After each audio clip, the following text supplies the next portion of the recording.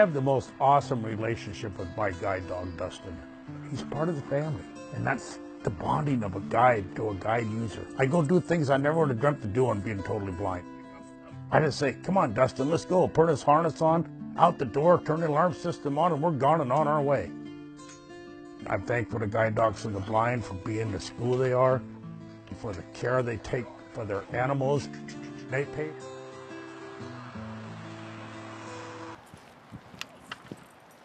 Before these puppies can become guide dogs, they must be trained by puppy raisers. GDB has over 700 active volunteers, 30 of which reside in Reno, and 6 of them attend the University of Nevada, Reno. My name's Tyra Ager, 21 years old, and I am currently a senior in the veterinary medicine program at UNR. This is my puppy in training jockey. He's 6 months old right now. I'm currently a puppy raiser for the Eyes for Tomorrow puppy raising group for Guide Dogs for the Blind. And he's just my puppy I'll have in training for about a year. He's my 3rd puppy, and I've been in it since my freshman year of college, so this is going on my 4th year in the program. I love constantly having a dog with me. It's really nice because my parents never really wanted us to have dogs when we were younger, so when I got to be able to have my own dog, it was even better than getting a normal dog because everyone always complains about how their dog's at home doing all these horrible things and stuff.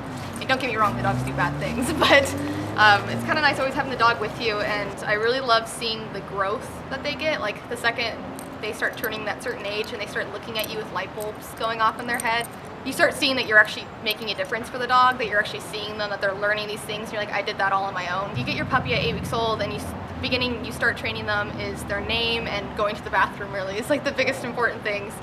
Then you go with your basic commands, so sit, stand, down. And we get into a little bit more complex things like kennel, go to bed, teach them to sit and wait for their food, and we teach them a lot of calm behavior, so puppy handling we do every night.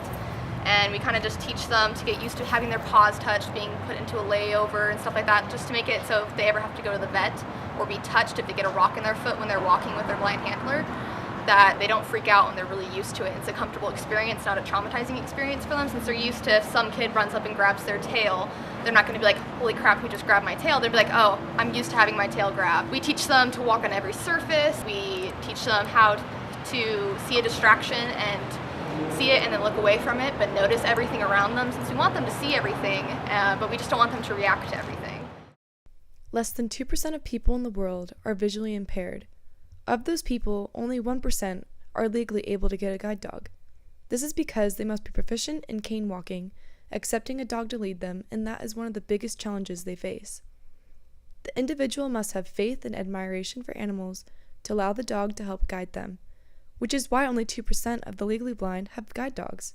I think if you're really into having a dog with you and you love dogs just as much as I do, I feel like it's a perfect thing to do, especially for people that don't have the time, like they're out and about all the time and they don't have the time to take care of a dog maybe at home.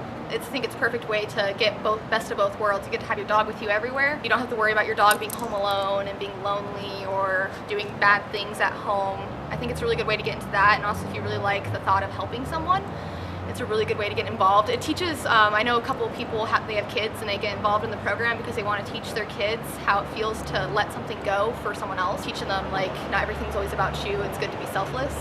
So I think it's a really good way to learn that because it is really sad. The hardest part is giving up your puppy, but you're doing such a good thing for someone. You're giving them independence with their life and they're going to love the dog just as much as you do. We are looking for more selfless animal lovers to raise the next generation of heroes. If you would like to join our pack, please be sure to text GDB to 1-800-295-4050 to learn more about Guide Dogs for the Blind. You will also receive a limited edition t-shirt.